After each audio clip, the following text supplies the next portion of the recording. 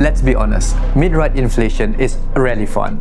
Mini pumps are awkward and tiring. You're crouched on the roadside and you're guessing whether you're even close to your target PSI. CO2 is pretty fast, but it's a gamble. No pressure readout and no retry, and every mistake will cost you a cartridge. Even at home, topping up tires can feel like unnecessary friction. And when you're already prepping bottles, lights and gears, it just adds one more task even before you roll out. And that's why I've been testing this, the CYCLUS AS2 Ultra. Just so you know, CYCLUS sent me this unit for testing, but I wasn't paid to make this video, and all of the opinions here are my own.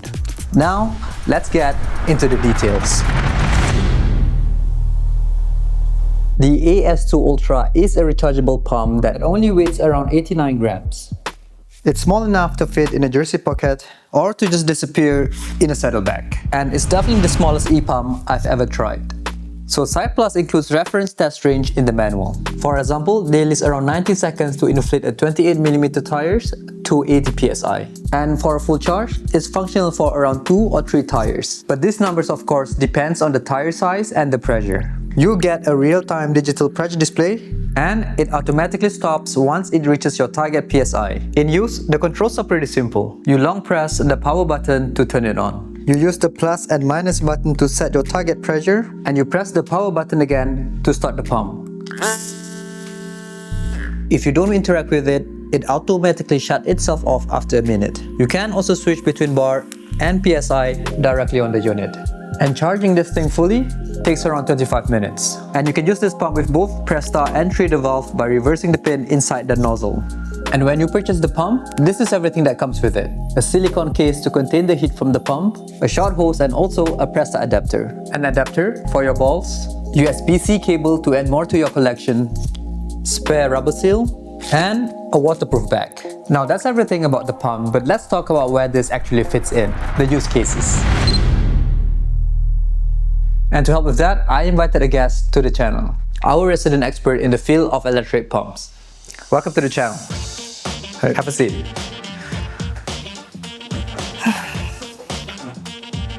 Thank you for having me here.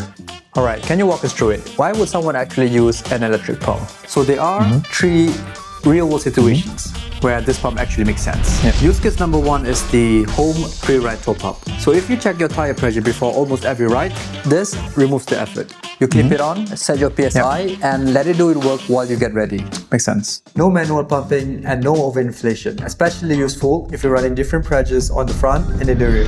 And use case number 2 is for mid-ride backup for solo rides or commute. So imagine you're riding alone and then you get a flat. Instead of struggling with a mini pump or using a CO2 cartridge, this lets you inflate with minimal effort and with a precise target PSI. It's also small enough to fit in your jersey pocket and your saddlebag, so it's realistic to bring on everyday rides. Okay, but how about those at-home mechanics who like to tinker around with their bike setups? Excellent point. This leads us to our use case number 3.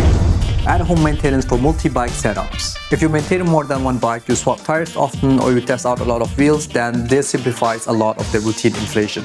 For day-to-day top-up or pressure change, it's definitely faster than using a floor pump. So basically not a replacement for everything, but a very useful tool.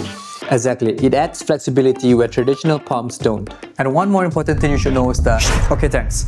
So those are basically the use cases, but what about the limitations?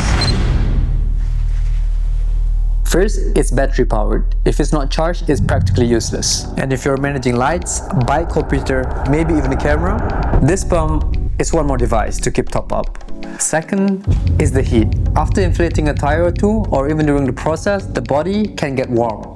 It's not dangerous, but it is noticeable in use. That's why the product comes with the silicone case. If you use TPU tubes with resin valve stems like this one, the manual specifically recommends to inflate using the hose. This is to avoid overheating the valve area. Third is the noise. It's very loud.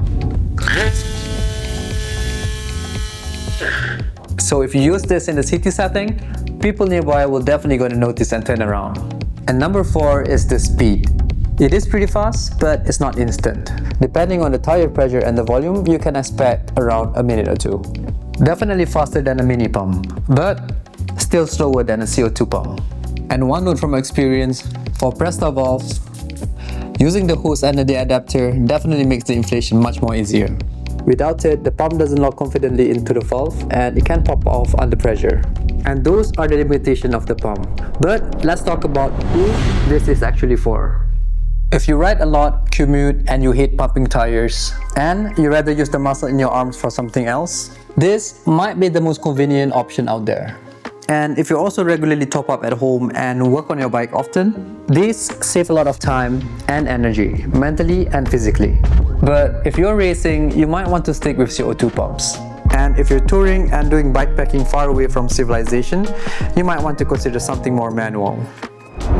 And if you're the kind of person who always forgets to charge their gear, this is probably not the best backup. For me, I've always used hand pumps at home, but now I've transitioned to electric pumps on every ride day.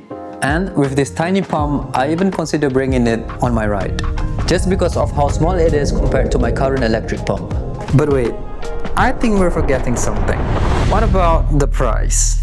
At the time of the recording, it's around 100 euros or 120 US dollars. Much more expensive than a hand pump, but definitely cheaper than a CO2 pump in the long run. Sure, it's not perfect, but it's definitely one of those cycling gears that reduces friction in your cycling routine. I'll leave a link in the description if you want to check the latest price or the specs. And if you're interested in purchasing one of these, there's also a discount code in the description below. And let me know in the comments below, are you team electric pump, manual pump, or CO2 pump? I'll see you in the next video.